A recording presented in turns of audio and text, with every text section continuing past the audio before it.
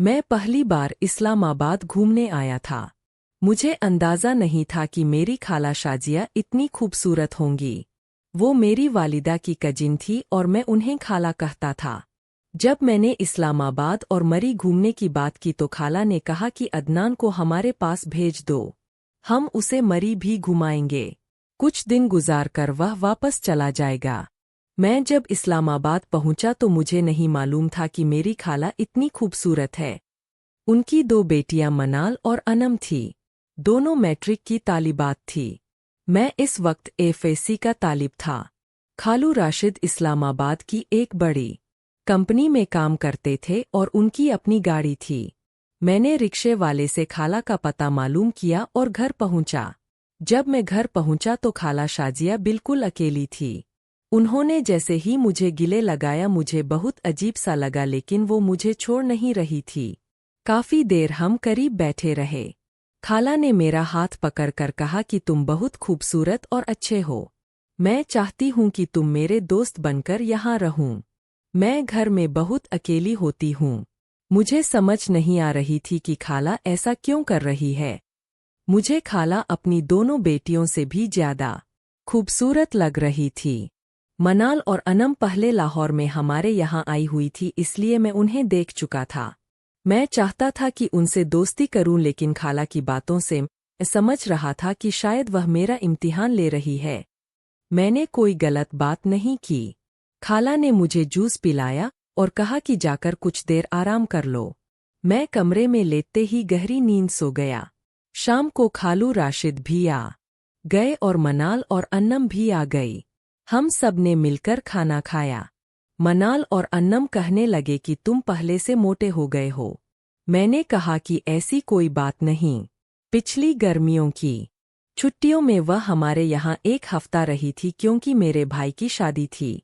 अन कहने लगी कि वहाँ तुम इतने बड़े नहीं लगते थे, यहाँ बहुत बड़े लग रहे हो। रात को खाने के बाद सब अपने कमरों में चले गए। मुझे अलग कमरा दिया गया था। घर बहुत बड़ा था और सबके अलग अलग कमरे थे, लेकिन मनाल और अन्नम एक ही कमरे में सोती थी।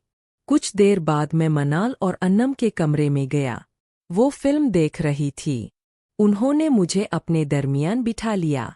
मनाल बिल्कुल मेरे करीब बैठी थी और उसने अपना हाथ मेरे कंधे पर रखा। फिल्म में रोमानवी मनाजिर थे। मनाल ने मुझसे पूछा कि फिल्म कैसी लग रही है। मैंने कहा अच्छी है। थोड़ी देर बाद खाला शाजिया कमरे में आए और कहने लगे कि अब सब सो जाएं, सुबह पढ़ने जाना है। मनाल और अन्नम को सुबह ट्यूशन जाना होता था। खाला ने मुझे कहा कि तुम अपने कमरे में चले जाओ। मैं अपने कमरे में आ गया। कुछ देर बाद खाला मेरे कमरे में आए और पूछने लगे कि कुछ चाहिए। मैंने कहा नहीं। उन्होंने कहा कि अगर कुछ चाहिए तो मुझे बता देना, मैं तुम्हारी दोस्त हूँ। हमारी दोस्ती के बारे में किसी को कुछ नहीं बताना। उन्होंने मेरा हाथ पकड़ा और कहा कि कल जब सब काम पर चले जाएंगे तो हम अच्छा वक्त गुजारेंगे। सुबह खालू राशिद काम पर चले गए और मनाल और अनम ट्यूशन चली गई। खाला शाजिया खूबसूरत अंदाज में तैयार होकर मेरे कमरे में आए और कहा कि मेरे साथ मेरे कमरे में चलो। उनका कमरा बहुत खूबसूरत था। वहाँ का बिस्तर बहुत खूबसूरत और जदीद था, जिसके कई नए फंक्शन थे। मैंने ऐसा बिस्तर सिर्फ फिल्मों और इंटरनेट पर देखा था। कमरे में अच्छी ठंडक थी। खाला ने मुझे बिठाया और कहा कि क्या मैं तुम्हारे साथ खेल सकती हूँ। मैंने इस बात में सर हिला दिया। वो मेरे बहुत करीब बैठ गई और अपने अंदाज में खेलने लगे। मैंने खाला से कहा कि आप अपनी बेटियों से भी ज्यादा खूबसूरत लगती है। खाला ने कहा कि मैं तुम्हें अब वापस नहीं जाने दूंगी, मैं तुमसे मोहब्बत करती हूँ। उन्होंने मुझे बिस्तर पर बैठने को कहा और कहा कि तुम अपनी जगह से ना हिलना, जो कुछ करना है मैं खुद कर लूंगी। उन्होंने बड़े सलीके से मुझे खेल सिखाया। मैंने सोचा भी नहीं था कि ऐसा कुछ होगा।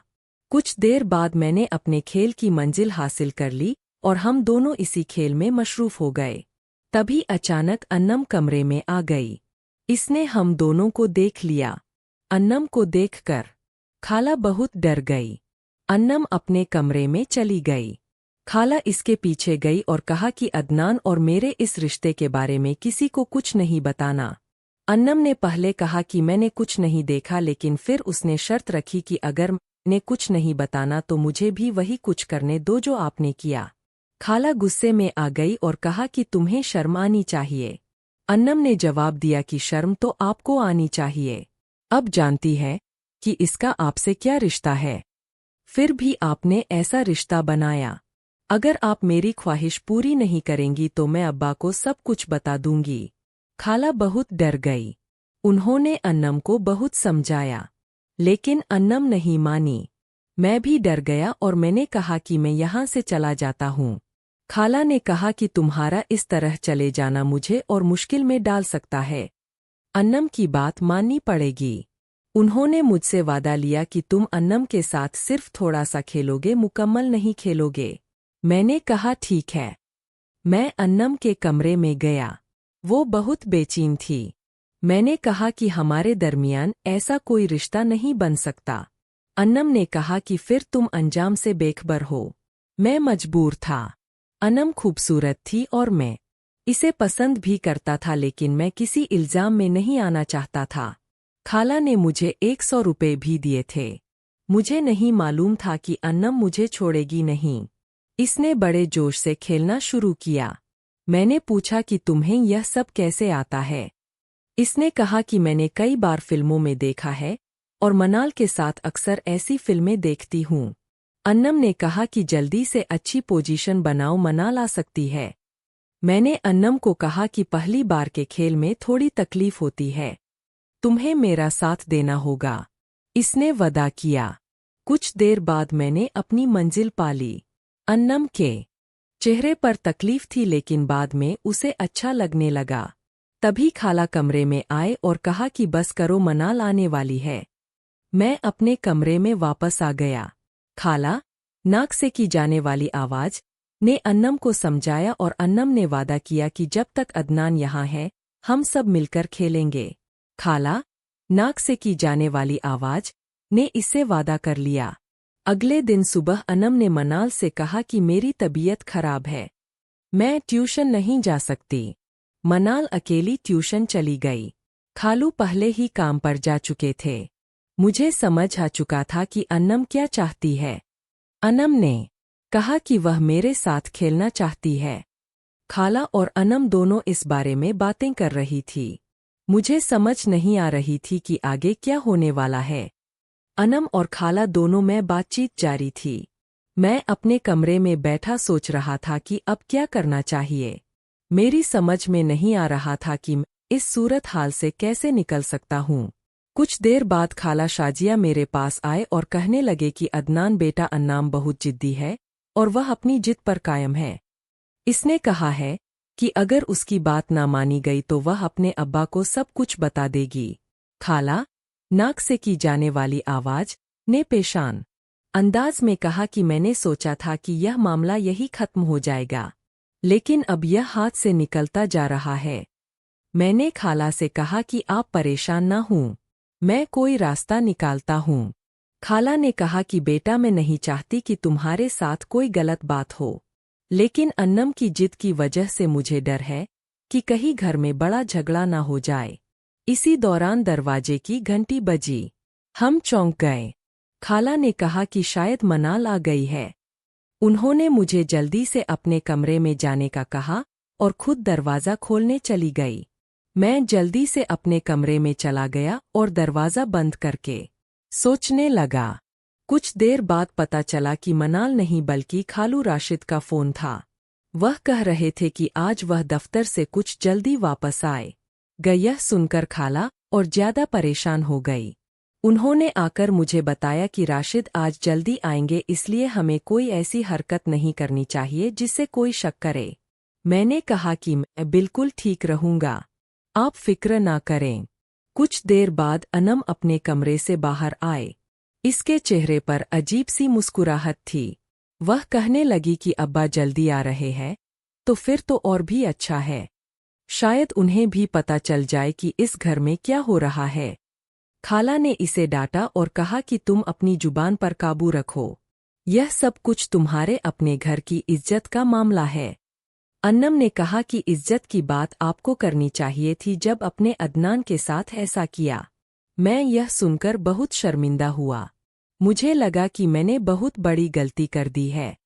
मैंने दिल में फैसला किया कि अब मैं इस घर में 1 मिनट भी नहीं रहूंगा और वापस लाहौर चला जाऊंगा। मैंने खामोशी से अपना बैग उठाया और कमरे से बाहर निकलने लगा। खाला ने मुझे रोक लिया और कहा कि तुम कहाँ जा रहे हो? मैंने कहा कि मैं वापस जा रहा हूँ। यह सब मेरी वजह से शुरू हुआ है। मैं नहीं चाहता कि आपके घर में कोई झगड़ा हो।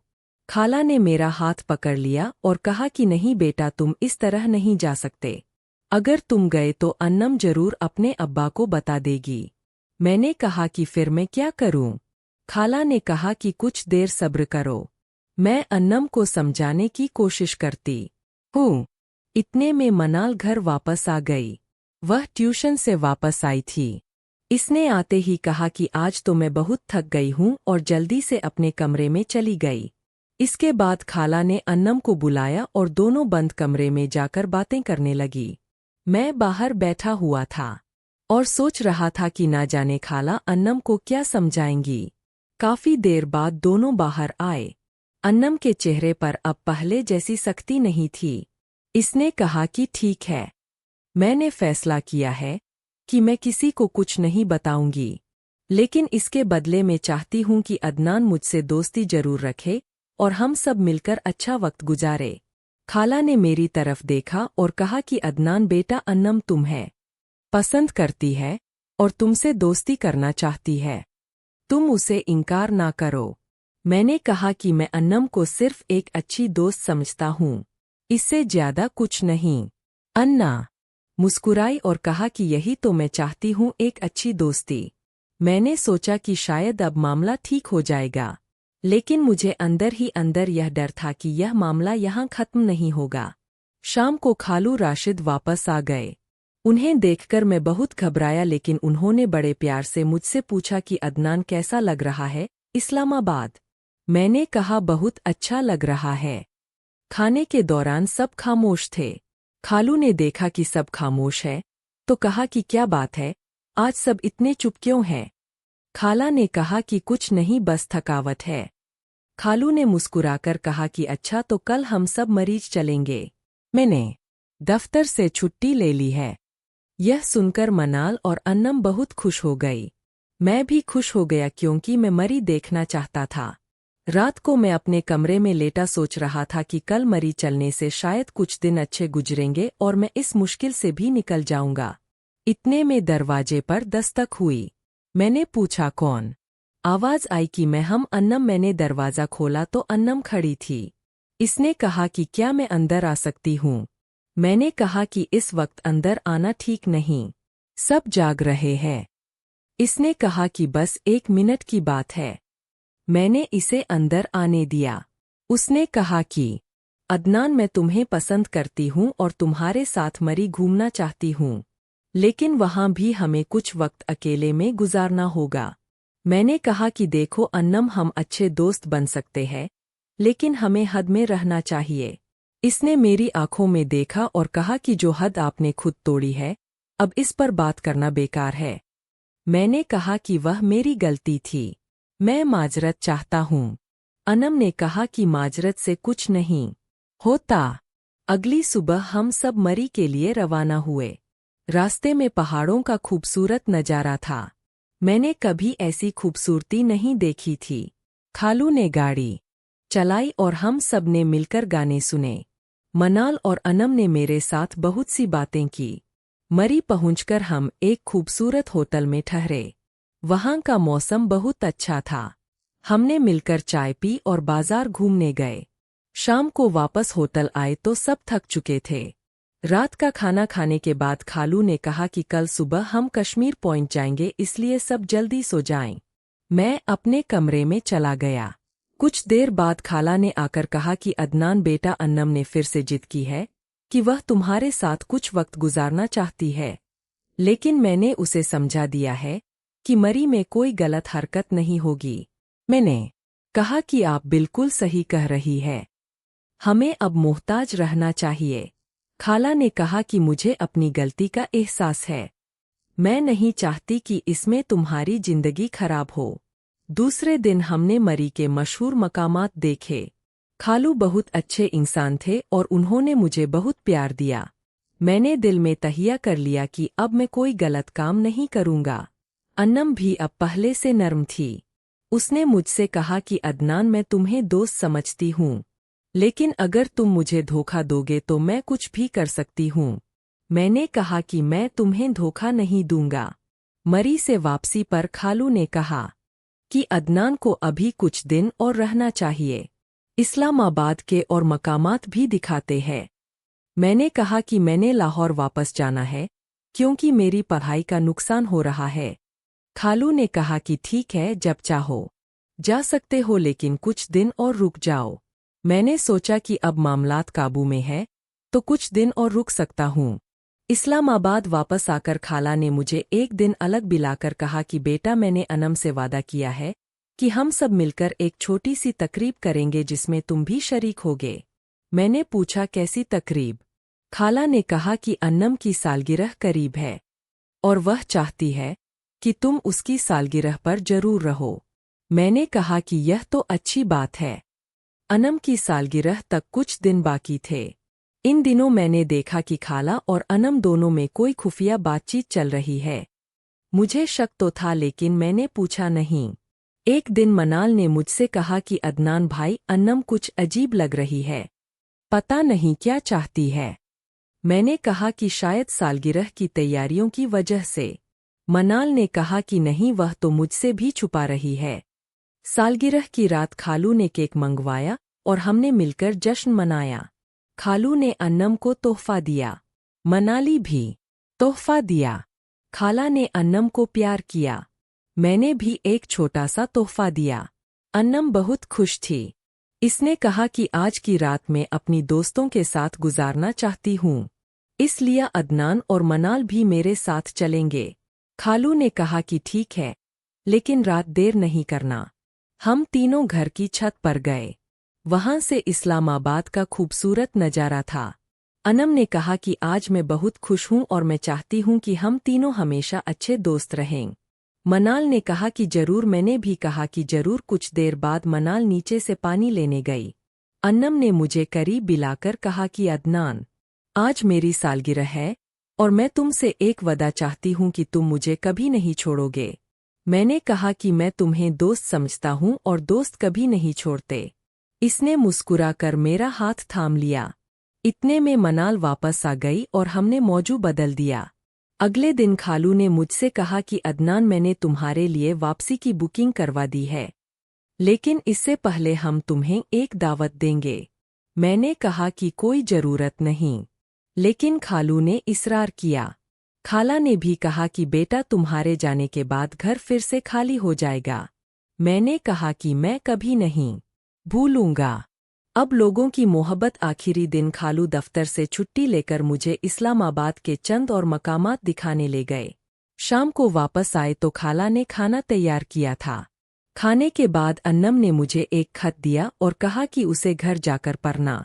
मैंने खत रख लिया। रात को खालो मुझे लाहौर के लिए बस अड्डे छोड़ने गए। मनाल और अनम ने मुझे अलविदा कहा। अनम की आंखों में आंसू थे। खाला ने मुझे गिले लगाया और कहा कि अपना ख्याल रखना। मैंने सबको अलविदा कहा और बस में बैठ गया। बस में बैठकर मैंने अन्नम का खत खोला।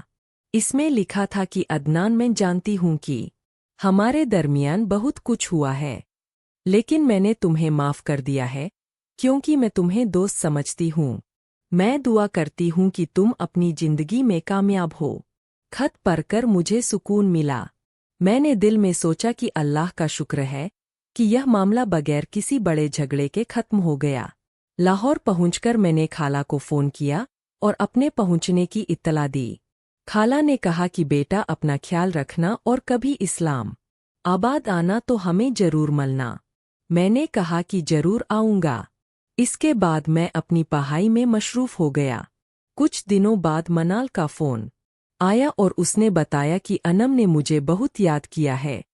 मैंने कहा कि मैं भी तुम्हें याद करता हूँ। महीनों गुजर गए। मेरी पढ़ाई अच्छी चल रही थी। एक दिन खालू का फोन आया और उन्होंने बताया कि वह लाहौर आ रहे हैं और मुझसे मिलना चाहते हैं। मैंने कहा कि जरूर आए। जब खालू लाहौर आए तो मैंने उनसे मुलाकात की। उन्होंने बताया कि अन्नम की शादी तय हो गई है और वह मुझे भी मधु करने आए हैं। मैंने कहा कि मैं जरूर आऊंगा। अन्नम की शादी पर मैं इस्लामाबाद गया। शादी की तकरीब बहुत अच्छी थी। अन्नम बहुत खूबसूरत लग रही थी। इसने मुझे देखकर मुस्कुराकर कहा कि अदनान तुम आ गए। मुझे बहुत अच्छा लगा। मैंने कहा कि मैं अपनी दोस्त की शादी पर जरूर आता। खाला और खालू ने मुझे बहुत प्यार दिया।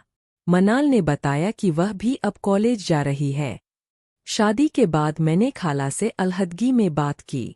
उन्होंने कहा कि बेटा जो कुछ हुआ इस पर मुझे बहुत अफसोस है, लेकिन अल्लाह ने हमें बचा लिया। मैंने कहा कि अब उन बातों को भूल जाएं, आप मेरी खाला है और मैं आपका भांजा हूँ। यह रिश्ता सबसे अच्छा है। खाला की आंखों में आंसू आ गए और उन्होंने मुझे दुआएं दे। इसके बाद मैं वापस लाहौर आ गया और अपनी जिंदगी में आगे बढ़ता रहा। मैंने कभी इस वाक़े के बारे में किसी को नहीं बताया और न कभी इस तरह की कोई गलती दोबारा की। मुझे इस सफ़र ने बहुत कुछ सिखाया कि इंसान को हर रिश्ते की हद का एहतराम करना चाहिए और अपनी ख्वाहिशात पर काबू रखना चाहिए। मैं आज भी खाला खालू मनाल और अन्नम को अपना अच्छा खानदान समझता हूँ और वक्ता फोक्ता उनसे राब्ते में रहता हूँ। इस सफ़र के बाद मेरी जिंदगी एक नए साँचे में ढल गई। मैं लाहौर वापस आकर अपनी पढ़ाई में दिल लगाकर मेहनत करने लगा। अन्नम की शादी के बाद इसके फ़ोन भी आते रहे, लेकिन अब इनमें वह बेचैनी नहीं थी बल्कि एक सादा सी दोस्ती थी। वो अक्सर अपने ससुराल की बातें करती और कहती कि अदनान भाई अपने मेरी बहुत अच्छी रहनुमाई की थी। मैंने अपनी जिंदगी संवार ली है। मैंने हमेशा उसे दुआएं दें और दिल में अल्लाह का शुक्र अदा किया कि वह मामला बगैर किसी बड़े नुकसान के खत्म हो गया था। वक्त गुजरता गया। मैंने एफएससी मुकम्मल की और फिर यूनिवर्सिटी में दाखिला ले लिया। इसी दौरान खालू राशिद का फ़ोन आया कि बेटा अदनान अब तुम बड़े हो गए हो। हम चाहते हैं कि तुम अपनी छुट्टियों में इस्लामाबाद आओ और कुछ दिन हमारे साथ गुजारो। मैंने सोचा कि अब मैं पहले से ज़्यादा समझदार हो चुका हूँ और मुझे इस घर के साथ अपने ताल्लुकात को एक साफ सुथरी शक्ल देनी चाहिए। चुनांचे मैंने दावत कबूल की और इस्लामाबाद पहुँचा। इस बार जब मैं पहुँचा तो खाला शाजिया ने मेरा इस्तकबाल किया, लेकिन वह अब पहले जैसी नहीं थी। उनके चेहरे पर सुकून था और वह मेरी माँ की कजिन होने के साथ साथ अब एक बुजुर्ग रिश्तेदार की तरह मुझसे मिल रही थी। उन्होंने मुझे बताया कि मना अब कॉलेज में है और अपनी पढ़ाई के साथ साथ घर के कामों में भी उनका हाथ बटाती है। खालू भी दफ्तर से छुट्टी लेकर आ गए थे और मुझे अपने साथ शहर के कई मकामात पर ले गए। इस बार मेरे दिल में कोई अजीब ख्वाहिश नहीं थी, बल्कि मैं सिर्फ एक मेहमान की तरह इस खानदान के साथ अच्छा वक्त गुजारना चाहता था। मनाल अब पहले से कहीं ज्यादा समझदार हो चुकी थी। वो मुझे अपना भाई समझती थी और पढ़ाई के बारे में मशवरे लेती थी। मैंने देखा कि इसकी एक कजिन हमजा से इसकी मन्नी तय हो गई है और घर में उसकी शादी की तैयारियां चल रही है। खाला ने बताया कि हमजा बहुत अच्छा लड़का है और लाहौर में ही रहता है, इसलिए मनाल भी लाहौर चली जाएगी। मैंने कहा कि यह बहुत अच्छी बात है। अब आपके घर के सारे रिश्ते लाहौर से जुड़ जाएंगे। कुछ दिन इस्लामाबाद में रहकर मैंने महसूस किया कि खाला के घर का माहौल बिल्कुल बदल चुका है। अब वहाँ कोई खुफिया बात नहीं थी, कोई उलझन नहीं थी। खाला शाजिया ने एक दिन मुझसे कहा कि बेटा मैंने अपनी जिंदगी में कुछ गलतियां की, लेकिन अल्लाह ने मुझे संभाल लिया। अब मैं चाहती हूँ कि तुम भी अपनी जिंदगी में कभी ऐसी रायपुर ना जाओ जिससे रिश्तों की इज्जत मजरू हो। मैंने उनकी बात को दिल से माना और कहा कि खाला आपने मुझे जिंदगी का एक बड़ा सबक दिया है, मैं हमेशा इस पर अमल करूँगा। मनाल की शादी लाहौर में तय हुई तो खालू और खाला ने मुझे भी मधु किया। मैं शादी में शरीक हुआ और खानदान के सब लोगों से मिला। अनम अपने शौहर के साथ आई थी और बहुत खुश थी। मनाल ने मुझे अपना भाई कहकर दुआएं दे। मैंने वहां देखा कि खाला और खालू ने अपनी दोनों बेटियों को अच्छे घरों में भेजकर अपनी जिम्मेदारी पूरी कर दी है और अब वो दोनों इत्मीनान की जिंदगी गुजार रहे हैं। इसके बाद मैं अपनी मुलाजमत के सिलसिले में एक बार फिर इस्लामाबाद गया। इस बार ने खाला के घर कयाम किया। खालू अब रिटायरमेंट के करीब थे और घर में ज्यादा वक्त गुजारते थे। वह मुझसे अक्सर कहते कि बेटा, तुमने हमारे साथ जो ताल्लुक रखा है वह वाकई काबिल तारीफ है।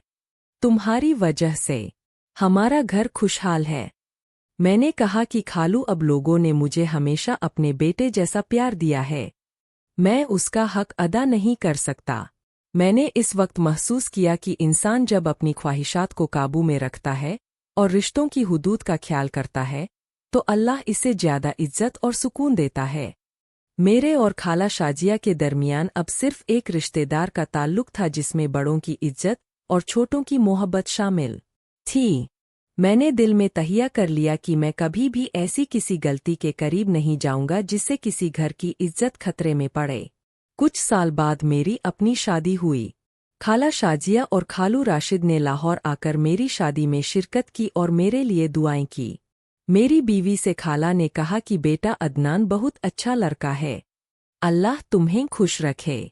मैंने देखा कि खाला की आंखों में इस वक्त सिर्फ एक बुजुर्ग रिश्तेदार की मोहब्बत और शफकत थी और मुझे अपनी जिंदगी के इस सफ़र पर इत्मीनान था कि मैंने इस रिश्ते को दागदार नहीं होने दिया। आज भी मैं जब इस्लामाबाद जाता हूँ तो खाला और खालू के घर जरूर जाता हूँ।